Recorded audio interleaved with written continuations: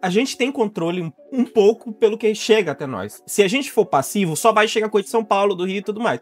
Mas a gente precisa, de forma ativa, procurar também. Então, assim, não dá pra falar assim, não fiquei sabendo. Sim, até certo grau, isso não é sua responsabilidade. Mas a internet é vasta e é grande. Se você só fica consumindo a mesma bobagem, só vai chegar a mesma bobagem. Então, assim, é importante nós, os consumidores, e acho que não é nem pensando, é pro bem deles, é pro nosso, cara. Assim, eu não posso só ficar consumindo o que a Panini traz, tá ligado? Não dá, sabe? Porque a Panini só vai trazer, tipo, coisa da DC, da Marvel, uma coisa do selo de mangá deles.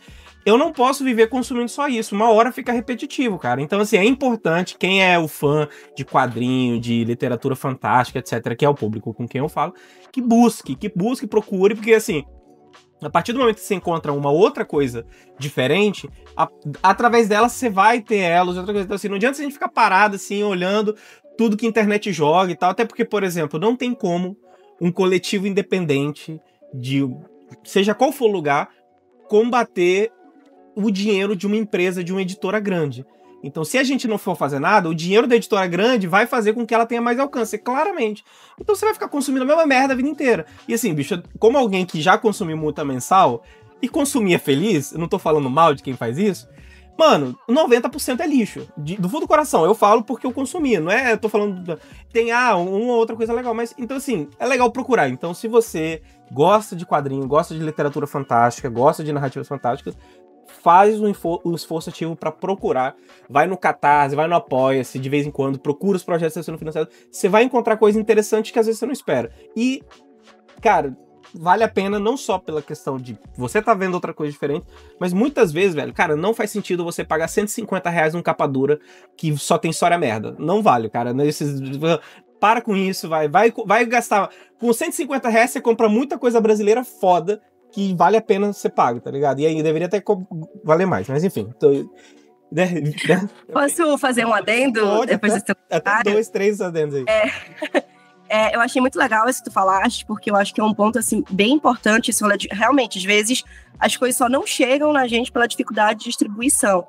Mas, muitas vezes, também é essa preguiça, né? Eu percebo muito que a galera tem preguiça, às vezes, de pesquisar coisas básicas que o Google tá aí, e a galera tem preguiça de ir atrás.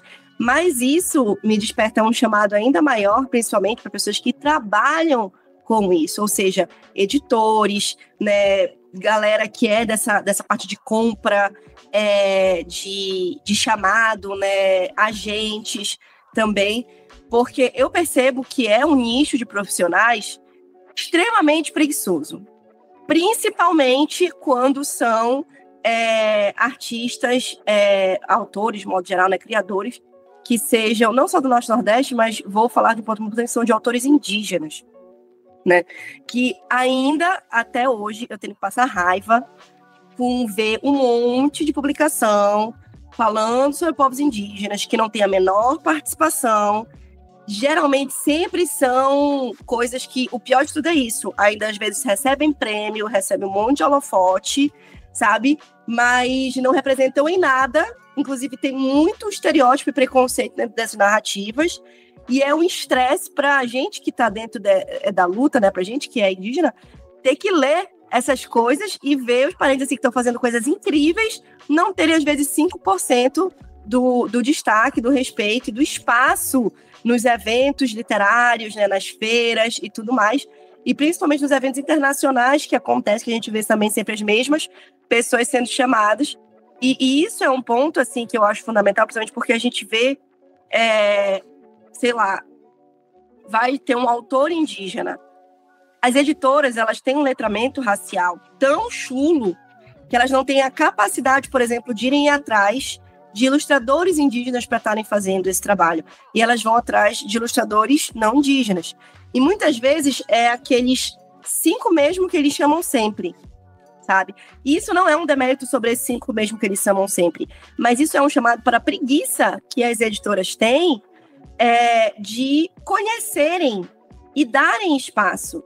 E aí a gente fica naquele sistema, né, de disputa, de porque não tem espaço, e acaba sendo cuzão com o outro, sendo que, na verdade, não é que não tenha espaço, é que o espaço é muito mal dividido, né? O espaço, ele existe, mas se você está sempre chamando as 5 mesmas pessoas para fazer tudo, para palestrar, para estar em evento, para estar tudo mais, é óbvio que vai ter um monte de gente aí que vai ficar de fora disso, né? Então, esse rolê que eu acho que resume tudo, falar assim, o que é que tem de pior? Editora, sabe? Eu concordo. Em outro momento a gente vai poder falar, porque assim, eu te chamei pra passar raiva, você viu, né? Eu te chamei pra gente brigar, xingar, ficar puto. É pra isso que eu chamo as pessoas de papo mutante, é pra ficar com raiva, né? Porque essas perguntas sempre despertam esse sentimento nas pessoas.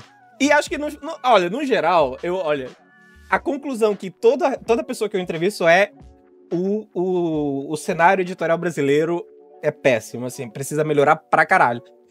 Com raras exceções, assim, mas assim, por geral, as grandes, assim, fraquíssimas. E várias pequenas